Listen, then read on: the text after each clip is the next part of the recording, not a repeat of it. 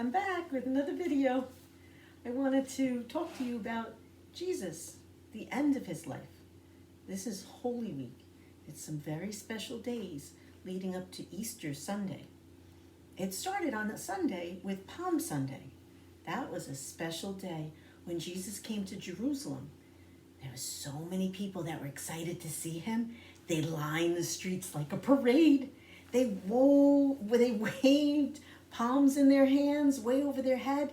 That's what they used back then. Now when we have a parade, we might have fire trucks go down the road. Maybe somebody throws out candy canes to you, or you might see lots of streamers. Back when Jesus was alive, they lined the streets with palms. And Jesus, he rode on a donkey. Do you remember in the Christmas story? His mom rode on a donkey. Mary rode the donkey to go to Bethlehem. Now here's a picture of Jesus.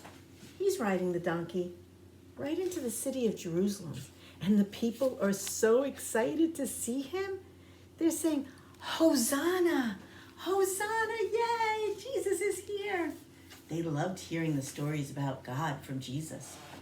But not everyone loved Jesus. Some people were afraid of Jesus. And the story of this week all leads to Jesus dying on the cross for us so that he could live again on Easter Sunday. He didn't stay dead. Oh, no. He rose up from the dead and he was born again. He had new life. It was God's plan.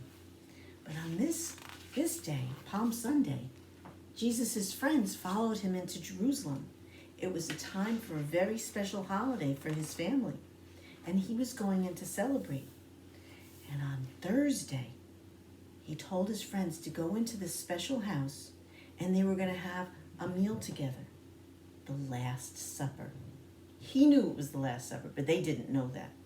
Now, before they started eating, they had to wash up. All of us wash up before dinner, right?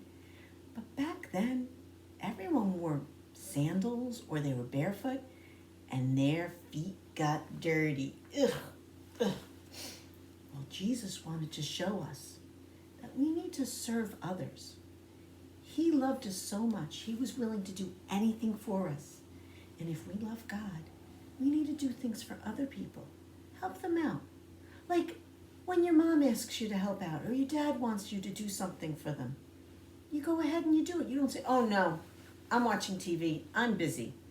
You serve others, you do for other people, whatever you can. So Jesus showed them. Here's a picture. He's washing his friend Peter's feet.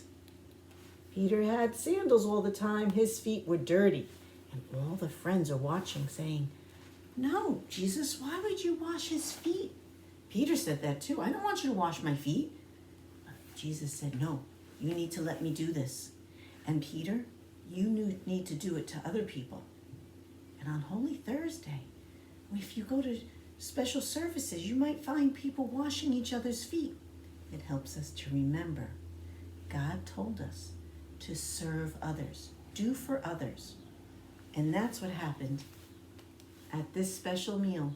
Jesus showed us something we can do to serve others. Now, do I need to wash your feet? No, but I can do other things to help you, and you can think of other things. After their feet were washed, Jesus, he told them the news that this was his last supper with them. And they all said, oh, no, we'll see you again. He said, no, God's plan is coming into place. And after tonight, I won't be able to be with you anymore. No, Jesus, we love you. We don't want you to leave. And Jesus said, someone is going to betray me. That means that someone who loves him is going to do the wrong thing. And that was Judas, his good friend Judas. This was God's plan.